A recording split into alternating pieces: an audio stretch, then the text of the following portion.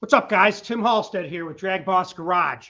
So I have a special guest here. His name is Sherman Sligh. Am I right, Sherman? No, it's Sligh, like Sligh. S-L-I-G-H, pronounced like S-L-Y. There it is, Sligh. So I mispronounced that. But let me give you a little information on the background of who this is. Now, you're 85, am I right, Sherman? Yes. 85 years old. Now no, I'm 87. Oh, 87. Sorry about soon that. I'll be 88. Okay. What we're doing is something new on the channel here because I haven't figured out how to do podcasts. I did get some information on it, and I'm working on that part of it. But I said, you know what? Let's try this. If it works, it works. But I have my iPhone up near the microphone on the camera. So I'm going to ask Sherman questions, and then we're going to talk about his famous Cleveland-headed six-cylinder.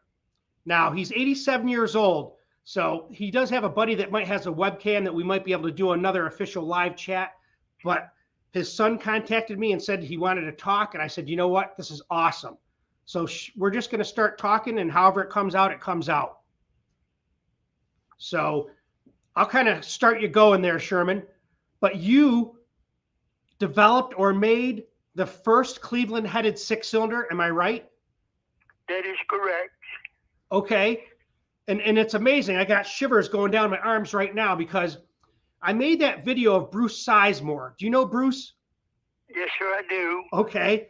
And I'll just kind of give you a little aside. He contacted me and we got a little project going on, and I'll maybe share that with you after we get done talking. But right. Well, the difference between Bruce's engine and mine, I used the cast iron heads, and he used aluminum heads, which is about 100 times easier to weld. Okay. Now, I didn't know that. I have a buddy that has a cast iron six-cylinder head, and it's I want to say it's six different heads or it's three different heads they use to make one. Yes, that's what I did. I used three of the Boss 302, the 1979 Boss 302 heads. What year was this? I cut 6 individual cylinders and placed them on a 300 forward 6-cylinder block, and welded the top of it and the sides, and then poured 200 pounds of lime on it and let it sit for 3 days, and then took the lime off and turned the head 180 degrees and welded in between each cylinder. And that was the process that it was used. What was the purpose of the lime? To oxidize the metal or clean it up? I'm sorry, the lime? Correct. To hold the heat. Lime, heat will not go through lime. And by covering it with lime, it let it cool down over a period of 3 days. And after 3 days, the cast iron was still warm enough that you could touch it with your hand, and it was warm. So you had to preheat the sections of the head first before you brazed them or welded them? Preheated it to 1500 degrees and welded it with cast iron rod and Baraxo for flux. And welded it while it was stood over the furnace and welded while it was 1500 degrees. And I drank 12 20-ounce Pepsis and never went to the bathroom one time in the 12 hours that I welded. 12 hours of welding. 12 hours standing right over 1500 degrees. And I had a 5-gallon bucket of water, and when the torch would get hot enough, it would start to pop. I would submerge the torch into the 5 gallons container of water and let it cool, and then relight it and go right back to welding again. Sherman, man, you're blowing me away. This is amazing story. I can't even, if you could see me, my face, I'm just smiling ear to ear because this is something that no one's ever talked about that I know of. And there's Right. so many guys that are amazed by that engine. Ken Ellison had your engine rebuilt. He rebuilt it. And that thing had like 1 million views in I don't know how long, a couple weeks. It's crazy, the history there. And Yes. no one's ever heard this. And this is what blows me away. 12 hours Right. over 1,500 degrees. I mean, just what possessed you? Where did this idea come from? Well, I ran the stock head, and back then Crane Cams Yep. was doing porting and polishing, Okay. and they had done their stock 6-cylinder head for me, and I had set both ends of the NHRA record, the ET and the miles an hour, and I figured that the head was the hold up why it wouldn't make more horsepower. And it made right at 525 horsepower with the stock head on it. And it was 310 cubic inches. Wow. And I made welded the heads together and cut the side and put the high port plate on it to raise the exhaust up, and then put the epoxy in the runners. Yeah, I've seen them. The boss head, the intake ports were way too big. Yes. And it didn't pull any velocity to Correct. pull fuel. Correct. So I necked them down to where I thought they should be, and sent the head down to Crane, and Chase Knight down at Crane worked with me, and they poured in and polished the head and put the sodium-filled intake valves and the stainless exhaust in it, and then I made the support to go on across the top of the rock arms, the girdle to hold everything steady up there, and I took the two Boss 302 valve covers and cut them up and welded them together and made a valve cover for it. Wow. How did you And keep?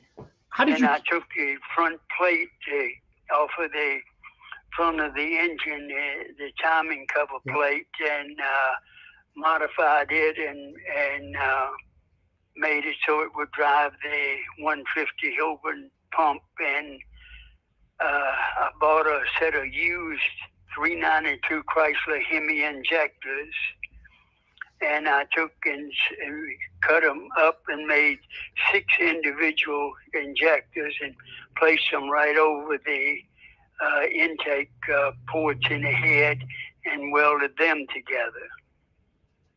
That was the induction that I used, and then there wasn't room enough under the injector to put the distributor in, so I made a 90-degree angle and mounted the magneto long ways with the engine. Instead of straight up and down, it was long ways. Okay. What year was this? That was ignition, and when I got the engine, after we got the engine done, and I'd run it probably close to a year, we took it down to Sonny Leonard, and he dynoed it for me, and it made 620 horsepower. Nice. It was 310 cubic inches. Wow. It's amazing. What year was this, Sherman? It was the latter part of 69 and first part of 70. The first time I ran a car at a national event, I went to Indy for the 1970 U.S. Nationals. And when I unloaded and made the first run, I ran a full second under the index under the record that Yep. I had set with the stock head. And the officials there wouldn't let me get out of the car. They told me to stay in the car. And when the tow car came down to tow me back to the pits, they would only let one guy get out of the car, and the NHRA official walked beside the car up to the scale. They weighed the car, and then they checked the fuel, the gas, and the weight was correct, and the gas was correct, and they P&G'd the engine, and I was claiming 310, and then their figures came out to 309. And the guy at the scale told me, says, ain't no way in the world that you can run a full second under the record that you already hold. And I said, well, and I tried to explain to him that it was a different head, and it's how much better it flowed and how much more horsepower it made. And his exact words were, I don't care what you done. I know damn well you're cheating, and I'm going to find out how. He said, pull the head off of the engine.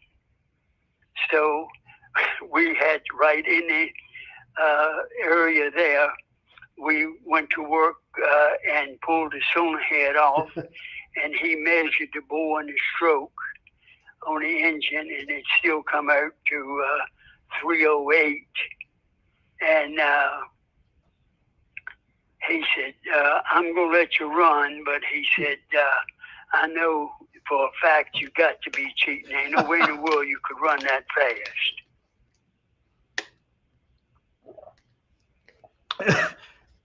That is a great story, Sherman. You know, it just blows me away to hear that. Well, back then, I didn't have a real good machine shop, and I worked at home at night after I worked a regular job all day. I did all of this at night and on weekends. How'd your wife deal with you out there welding for 12 hours over 1,500 degrees? She brought me food, but I didn't take time to eat. I would just drink, and I drank all of those Pepsis, and never even, I was sweating so bad, I never even had to go to the bathroom one time. Wow. As you can imagine, working on top, I took a welding helmet Yep. and painted it white so it would reflect the heat. And I put that on over top of my head, and I got a jacket that welders use, and Yeah. I've had to put it on backwards and put the buttons on my behind me you, instead yes. of in front, because the buttons got so hot they burned blisters on my stomach where every button was. Damn, man. So, guys, you are hearing history right here. This story's never been told that I know of. And no, sir, it hasn't. And here's the amazing thing that there's a question that have been plaguing, or that's been people that love the pro stock Cleveland head. Everyone wants to know who developed that. Who's the first guy that cut off the exhaust port? You're telling me you did it. Bob Glidden. Huh? Bob Glidden did it. It was Glidden that did it?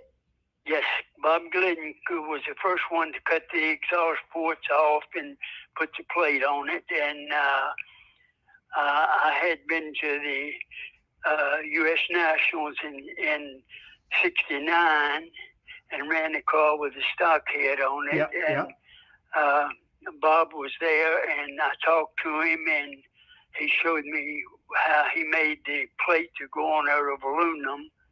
And so I went home and made mine.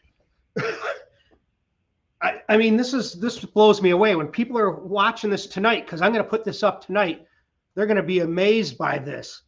And because I've heard it was Wayne Gap that did it. There's so many stories I've heard, but I've never heard anybody who was there. And I got to go with what you're telling me. So I'm going to give Glidden credit for that. We'll see. We'll get this. I'll strike a big conversation on this channel. I'm going to tell you right now. But that's amazing, Sherman. I went home and made my own, because that's what you guys did back then. You didn't go to the store. You couldn't go buy a nice intake. You had to make something. This stuff wasn't around.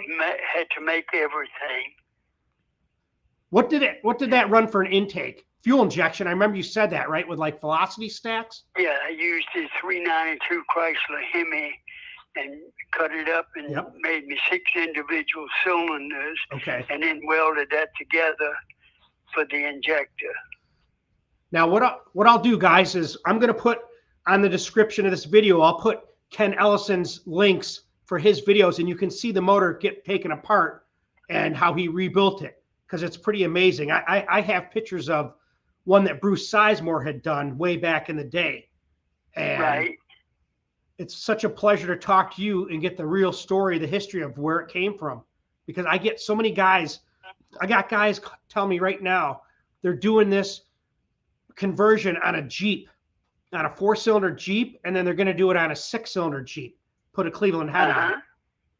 They've already sent me drawings of the head gaskets that are almost pretty much the same. It's just crazy how many people are into this 6-cylinder movement. Oh, yes.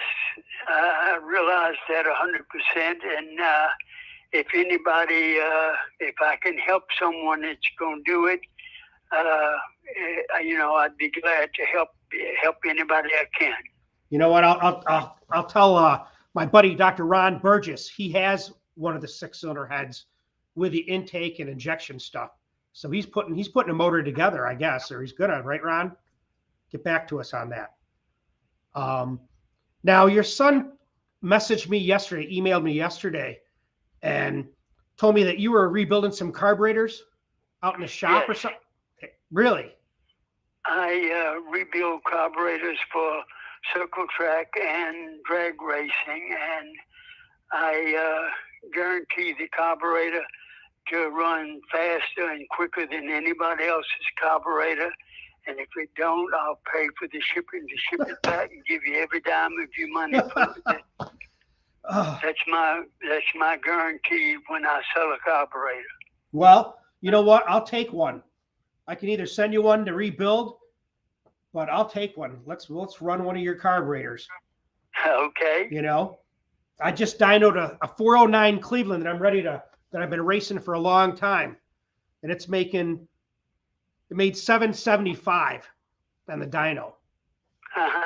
So. And which carburetor were you running? It's a for that was actually a Dominator, an APD billet enforcer. Aluminum 1050 made that. Right. I put on a regular 4150 Holly, and it made 769. So I'll send whatever you want, Dominator or 4150. Well, I've had better luck with the smaller carburetors than I've done a lot of Dominators, but I personally like a smaller carburetor because the velocity pulls the fuel so much better when it's a smaller carburetor. The same identical problem that I had with the cylinder head, the intake ports were too big for the amount of cubic inches that the cylinder had, and the velocity, and when I was using a 3-speed automatic transmission, the velocity, when I shift gears, it was laid down on the converter for too long because it didn't have enough velocity to pull the fuel in, and it would go dead lean on the gear change. How many RPMs was it dropping on a shift change? I was turning about 91, 9200. Okay. What did it drop on RPM from shift change? Oh, I only had a 5500 stall converter, and it would drop all the way back on the converter and stay on the converter for a long, long time, and then it would gradually pick up again to shift from second to third. And, I would still be under 9,000 when I crossed the finish line, which should have been the other way around, you know. Yep. What car was this in? What kind of car, chassis? I built the chassis out of square tubing and used a 23T body. Yes, I've seen the car. Then I got a picture of the car. I'll put it on when we put on a little preview picture. That was the first one that I used, and then I had I bought a old front motor dragster, and Ken Dixon down in Southern Maryland cut it up and made an altered out of it and put the 23T body on that. Yes. That's probably what the pictures that you have are. Yep.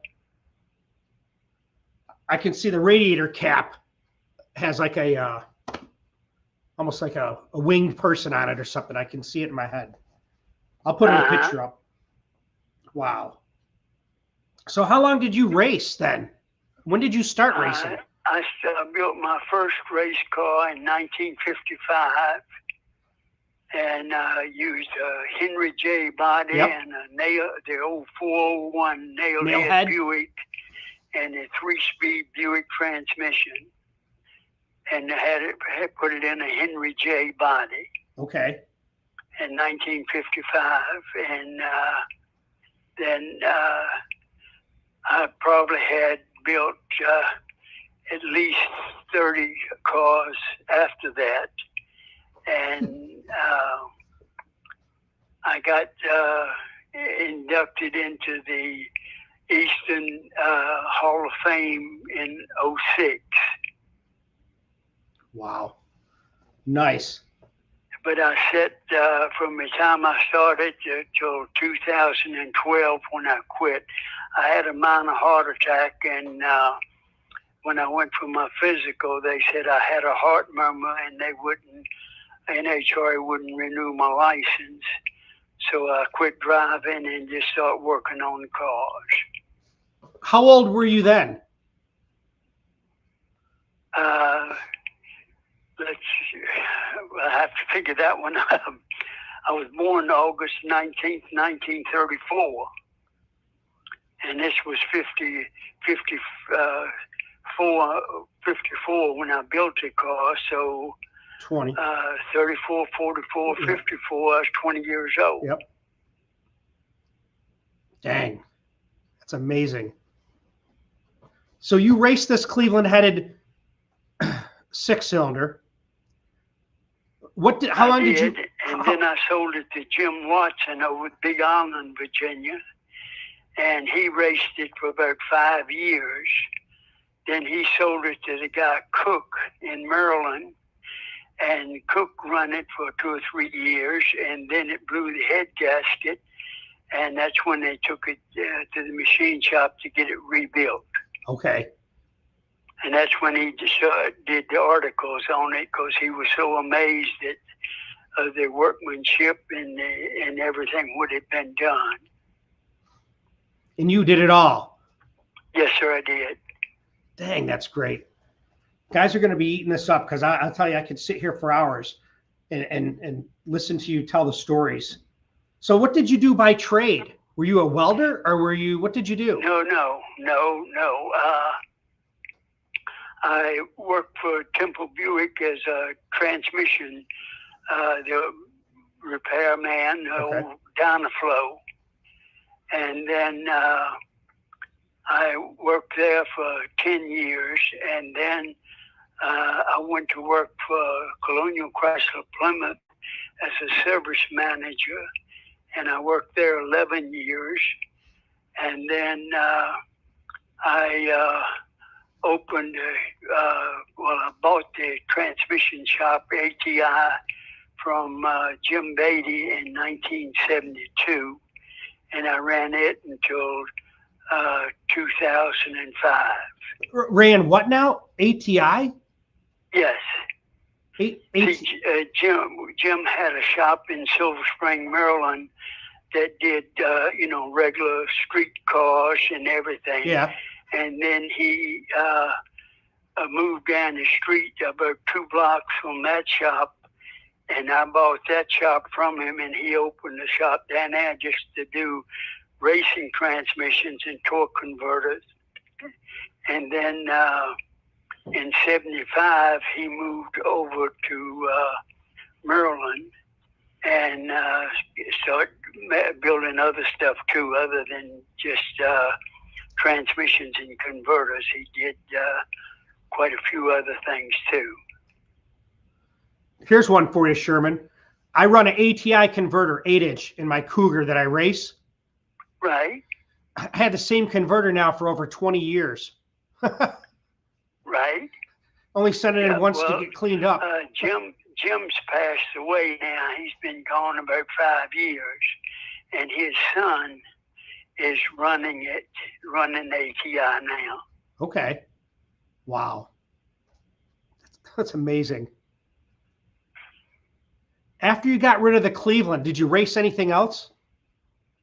I'm sorry? After you got rid of the Cleveland-headed 6-cylinder, did you race any other type of engine? Yes, I built a dragster and ran top alcohol dragster. And 1974, I got in the Guinness World Book of Records for having the fastest car on a quarter mile with automatic transmission. I used a big block Chevy and de-stroked it. Yep. And used a 1471 GM blower and a turbo 400 transmission. Wow. How much horsepower was that combination making? Never did dyno it. Okay. It ran 212 miles an hour back then. Yep. And that was, the rest of the top alcohol dragsters wasn't running quite that fast, and I did it with a automatic transmission, and all of them were running the Lincos. Did you build your own transmissions? Oh yes, Okay. Absolutely. Nice. And in the car with the Cleveland heads on it, the 6-cylinder, Yep. I ran a clutch turbo, the Chrysler 727 transmission, and used a deal and hooked it up to the clutch and pressure plate to drive the front pump and the transmission, and that's what I used back then. Was that like the old B&M hydro stick? Yes. No, it was that had a torque converter. Okay. And I didn't use a torque converter. I used a clutch and pressure plate, just like you was going to hook up a standard transmission, but made a device to go and drive off of the 3 fingers on the clutch to turn the front pump in the transmission, and that's how it built pressure to run. I had it set up where it would build 120 pounds of pressure, and that way I, ran it. I could leave a starting line like a standard transmission, and then shift it. Didn't have to use a clutch to shift. Just shift 2, 3. You just pulled it back, just like regular automatic transmission. You just shifted it just like you would if it had a converter. Yeah. So you said you had some type of finger device that would interlock the clutch and the front pump? Yes. Wow. We used the hub of a torque converter, and made the 3 fingers to go in between the fingers on the pressure plate. Yeah. So that when the engine turned, those fingers were on the pressure plate, and that turned the front pump in the transmission. Wow. That's amazing. Are you a Ford guy, a Chevy guy, Mopar? I've run a little bit of everything.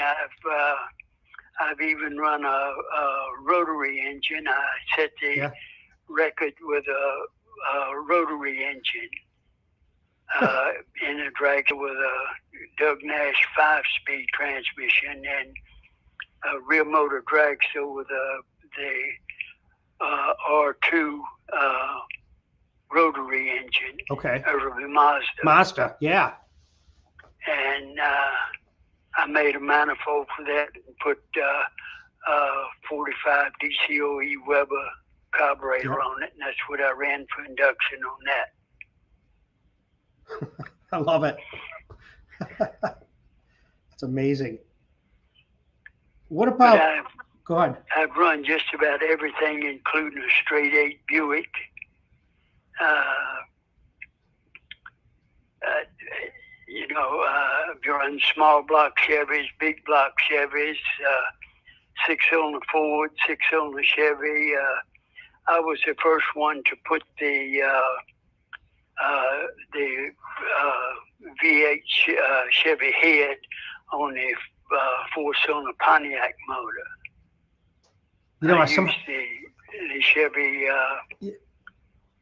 big block head and put it on the Pontiac 4-cylinder and made the manifold and everything for that. And I ran